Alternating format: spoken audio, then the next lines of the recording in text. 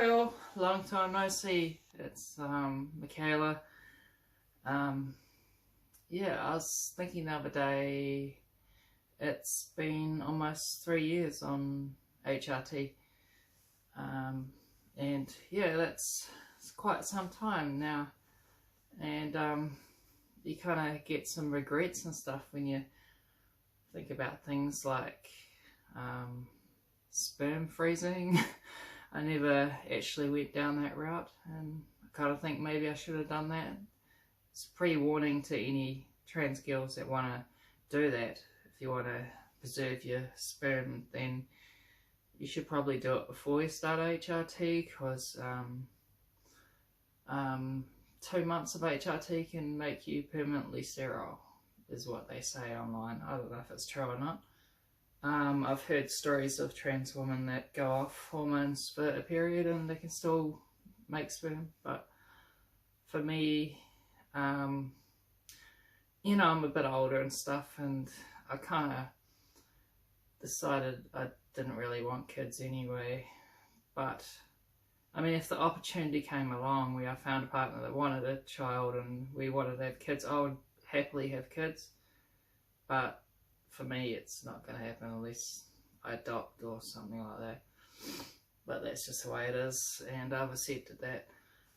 And I was kind of thinking, like, just reflecting on my life, and I don't know, I think being trans, I think it's amazing. It's an amazing thing to be. I'm not ashamed of it whatsoever. And the funny thing is, I used to hold so much shame towards being trans, and that's the reason why I didn't deal with my problems. I didn't, my egg didn't crack until I was like 36. Yeah, I went through, at the age of 17, I knew that I wanted to be seen as a woman. I had dysphoria. I had all the symptoms that I've been looking at over the last God knows how many years of dysphoria and gender incongruence, or whatever it is. But it's amazing how something like the forces of denial within yourself can hold you back from doing something that's actually helpful towards yourself, because you're too scared and you don't want to deal with whatever the hell it is. So, like, 25 years of not dealing with how I felt is 25 years lost of my life where I could have been experiencing being a girl. And I don't know, I mean, I feel sad about it, I do, but I kind of realise that that's reality, and you can't change the past, and you can't dwell on the past. If you dwell on the past, you get depressed, and so you got to move forward in a positive way. But I wish sooner I had some help or support, or I seen clearly what the hell was going on, because for a long time I didn't know what was going on. And it was really only until I went online and I seen people exactly like me, and I thought, wow, it's a thing. You can actually transition. You can live your life as how you feel inside. It's not, there's nothing shameful. It's not, you're not a pervert, you're not a creep, you're just a normal person, and there's nothing wrong with you. And just to be on the other end of that and look back to poor old me and how I felt about being trans, I honestly thought it was the worst thing in the world. I thought, and this is all society based, it's all just based around the theory that trans people are sick, mentally ill, perverted,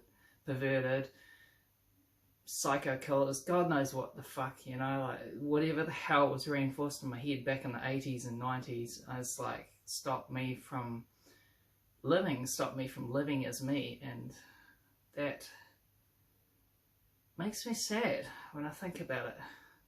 But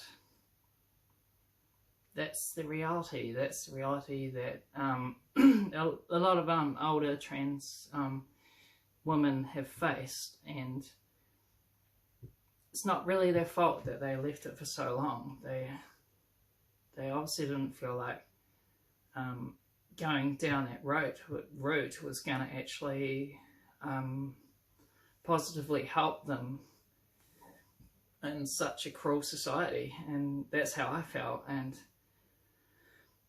thank God things have changed, and you know, like, people are just accepting us as part of the society that, you know, that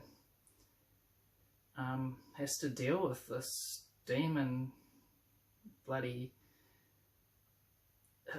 I'm saying demon psychological torment of dysphoria, which says normal people just don't understand what the hell that is. It's a terrible, terrible thing to go through, and when you're in it, sometimes you don't even know you got it, and it comes and kicks you in the ass every time you're not looking, and it'll come back and kick you again and kick you again and kick you again, and you just bang it down and say, nah, just ignore that, and ignore that. It's nothing. I don't know, I'm a bit mental or something.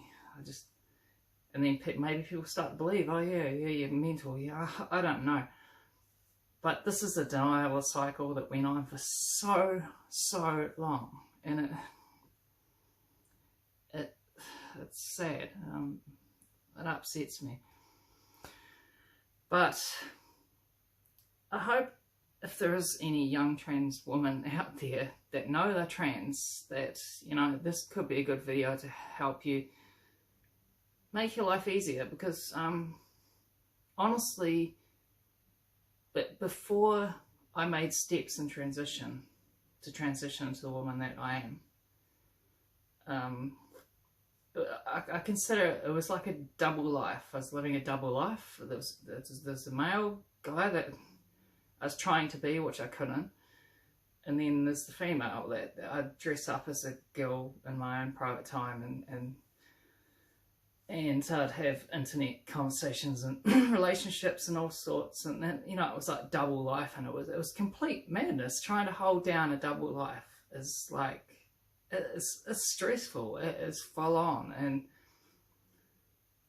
and it's mind bending, it's mind fucking. And when I transitioned to what I am now, that double life is completely gone. There's no, it's not a double life anymore. I'm not hiding anything, I'm just being me. And it's quite freeing. It's a very freeing thing to not be hiding who you are, changing, going back and forth, buying new clothes, throwing them out, trying new things, throwing them out, hiding things. It's just, my God, it was ridiculous when I think about it. But moved on, and 3 years in my transition, I couldn't be happier. And people say, would you ever go back? No, I would not go back. I don't want that madness back ever again, ever in my life. That was too much. I honestly don't know how I done it. I don't know how I just don't know how I dealt with it, and didn't tell anyone, didn't open up to anyone. It seems crazy to me, but like, I guess if you don't really know exactly what you are, because I didn't really until I watched these videos of trans people like me. I didn't even know what the word trans was. I did, but I just chose to ignore it. Like, what is that shit, you know? Bloody hell, coughing again, eh? Your throat? Nah, don't know, I always do this in my videos, don't I? But yeah, I've been going in getting electrolysis on my face here, and I don't know if you can see it. Might be a few red marks there. But honestly, I've been through 15 sessions of laser and it's pretty much zapped all the hair. All the dark hair is gone, and it's all this. I've got thousands and thousands of light hairs left around here. And my neck, but my neck's thinned out a little bit with the HRT. It's still annoying, there's still hairs on my neck. But I've been getting electrolysis, and I've probably had about 20 hours of it. And it's definitely thinned down this area, it's thinned it down, but it takes so long. I think you're looking at about 5 times that, 100 hours to completely get maybe all your chin hair gone and this gone. And the funny thing is, I didn't have a lot of hair, like it's not massively bushy hair like lumberjack style. It was pretty mild, sort of blended hair. But it's really helping with dysphoria and stuff, and I don't wear makeup so much because I just shave my face like smooth, and skin's relatively good, so I don't like caking on makeup. A little bit's okay, but just not really my thing. But anyway, I'll stop rambling. But you should look into electrolysis. It does hurt like shit, but only when they're doing the hair. They stick it in the hair follicle and you know when it's going to hurt. And it's like zzz, 10 seconds, and then they take it out, pluck it out, go into the next one. So it's not like a continuous pain. It's not like getting a tattoo where it's just like and it just doesn't stop. It's not like that. It's like you know when the pain's going to hit, and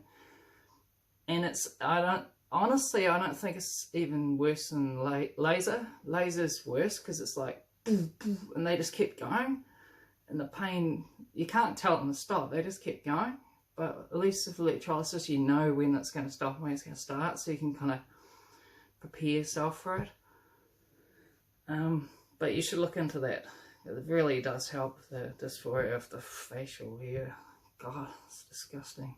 But it's good to catch up, and yeah, try to make a few more videos. But life's a bit boring at the moment. I'm just living my life and doing my thing, and yeah, but it's good. I'm happy. So